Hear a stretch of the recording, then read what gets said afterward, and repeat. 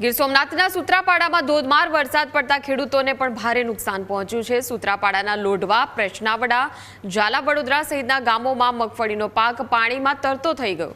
પાક પાણીમાં તરતો થતા ખેડૂતોની મુશ્કેલીમાં ભારે વધારો થયો છે। સૂત્રાપાડામાં પાકની સાથે પશુઓનો ઘાસચારો પણ બગડ્યો છે। ધોધમાર વરસાદ પડતા ખેડૂતોના મોઢે આવેલો કોળિયો છીનવાયો છે।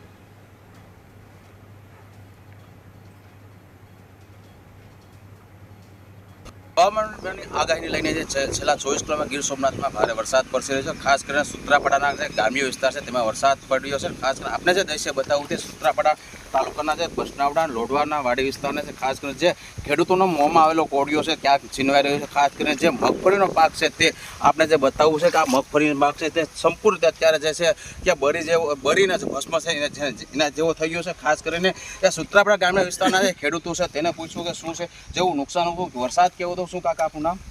મારું નામ વજુભાઈ પરમાર। વજુભાઈ, વરસાદ કેવો હતો? કે વરસાદ રાતના બહુ પવન ને પાણી આવવાથી ઝાડવાને નુકસાન થયું। વાડી વિસ્તાર મગફળી પાક બગડી જતો હતો એટલે કાઢવી જ પડે, એટલે અમારે કાઢવી તો આવો છો અમારા માટે ઘાસ સારો ને બધી વહી ગયું।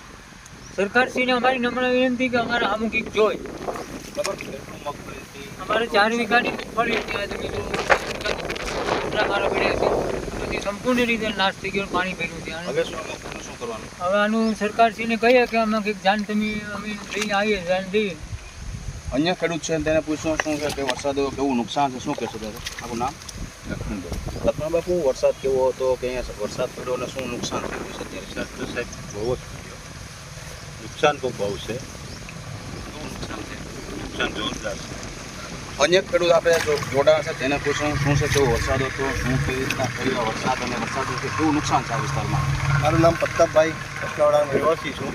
અત્યારે વરસાદ તો બહુ રાતના પડ્યો છે અને અત્યારે આગાહી પણ છે અને ખેડૂતનો પાક આવી ગયો છે અને પાક અત્યારે ઘણો પાક નિષ્ફળ બચ્યો છે કે માનો કે અત્યારે 60% મગફળીનો પાક આવી ગયો છે, પાક પર આવી ગયો માધ્યમથી આપ જોવો છો છતાં ખેડૂતને નુકસાન એટલે મોટે પાયે મારો ઘાસચારો છે, મારો અત્યારની સ્થિતિ એવી છે કે સરકારશ્રી આનું યોગ્ય સર્વે કરી અને વળતર આપે અને કિસાનોને માટે આગું જોઈ સરકાર તો ખેડૂત છે આ દેશનો તાજ છે, એ તાજ આજ દુર્બલ હોય તો એને પક્ષમાં ખેડૂત સરકાર આપવી જોઈએ એવી અમારી નમ્ર વિનંતી।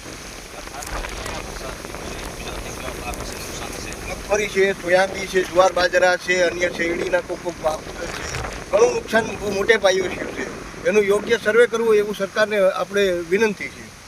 ખાસ કરીને તમને પૂછ્યું કે આ વરસાદ થયો છે કેવી રીતના નુકસાન થયું છે, શું છે? હવે મારું નામ રાજજીભાઈ છે। વરસાદને લીધે મેન તો મગફળીમાં, સોયાબીનમાં, જુવાર, બાજરા, શેરડી, પછી આ પવનને લીધે નારિયેળી છે, કેળ છે, એ બધામાં પણ લગભગ કોઈ વસ્તુ એવી નથી કે નુકસાન નથી થયું, બધાય પાકોમાં નુકસાન થયું છે।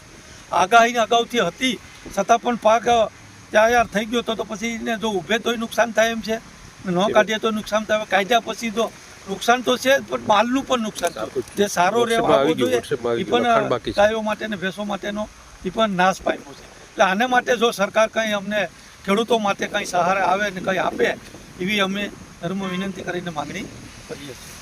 ખાસ કરીને જે આ ગીર સોમનાથના ગામડા વિસ્તારના ખેડૂતો હતા જેનું કહેવું છે કે જે સરકાર હવે સહાય આપે અને જે આ જે સર્વે કરે તેવી પણ ખેડૂતોની માંગ છે। ખાસ કરીને જે વરસાદની આગાહી છે તે ખેડૂત પણ અત્યારે ક્યાંક ચિંતા દૂર થયા છે।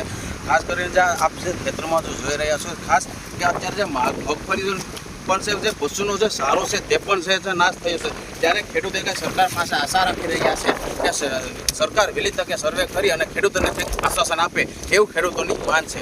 Arvind Sodha, news capital, Gir Somnath.